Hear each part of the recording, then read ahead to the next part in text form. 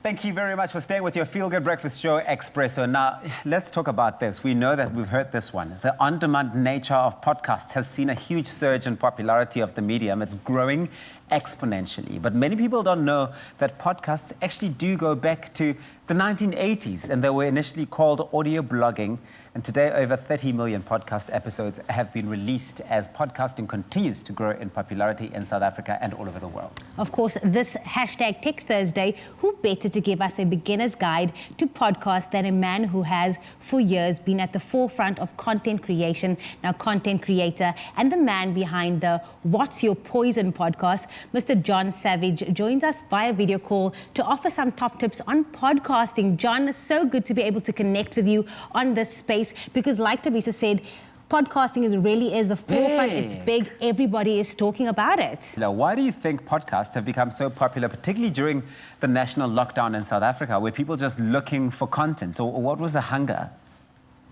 Well, I think, look, I've been a proponent of podcasting for 10 years. So it's, I don't know what, the lockdown has just sped up the need for digital content. So it was always there and it was always heading in the same direction.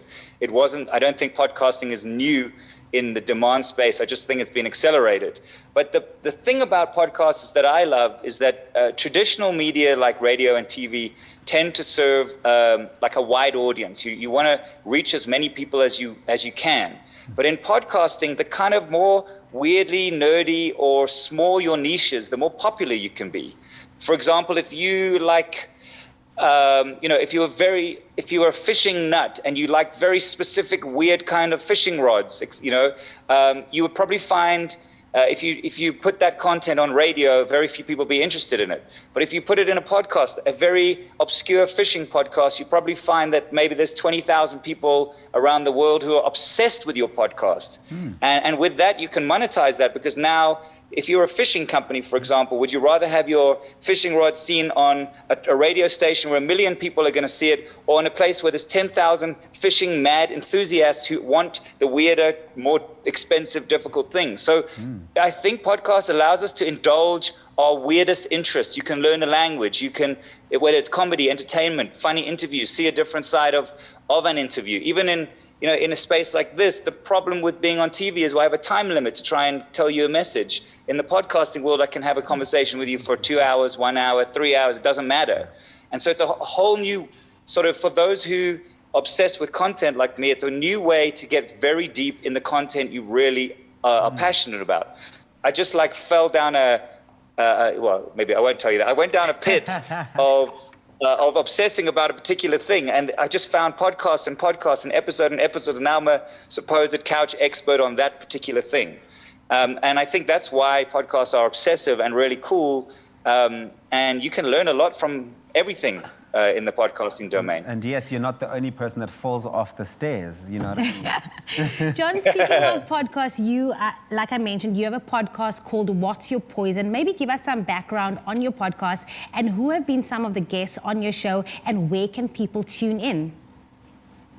So my podcast is an accident. I work with so many people on podcasts and I create podcasts for other people. During lockdown, I was working so hard. I wanted to do something that was just for fun, just for me. And I had this idea. And again, this speaks to the nature of podcasts. I just want to talk to people I like or people I admire and send a bottle of whiskey to their house, make them drink it while we talk and see what happens. No agenda, no preparation, and see. And what kind of happened very quickly is that the whiskey starts to loosen some lips and you start getting really deep, cool stories that they wouldn't ordinarily tell.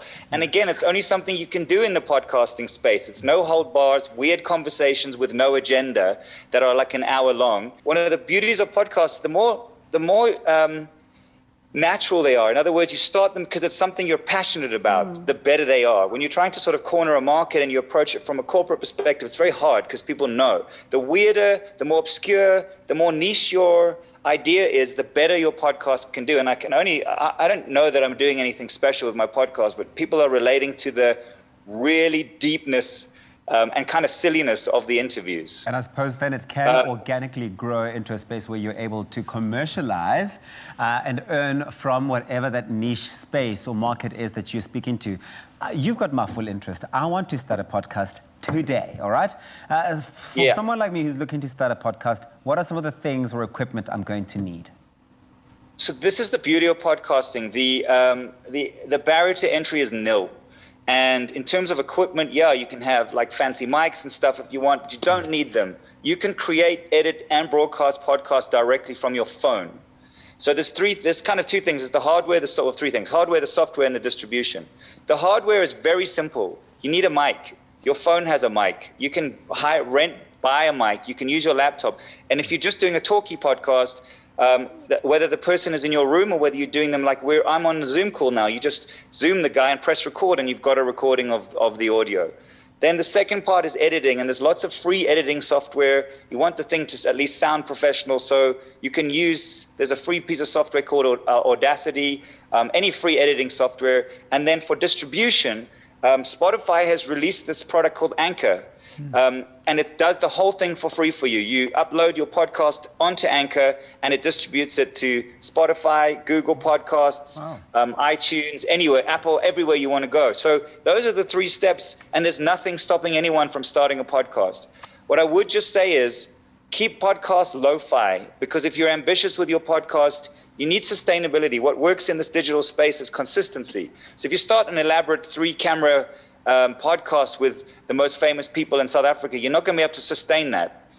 You need it to be really simple and easy to do, so you can do it every week, so it's a slow growth. With my What's Your Poison podcast, I have a 5-year strategy that I've put together, and I'm halfway through the first year only. And that's how you grow an audience.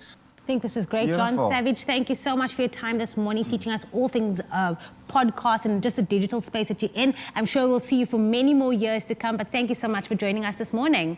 Make sure to tune into his podcast, What's Your Poison, as Season 2 continues to take off with more enticing and captivating content. In a bit, Grant Hines will bring us the latest in podcast equipment. You want to check that out.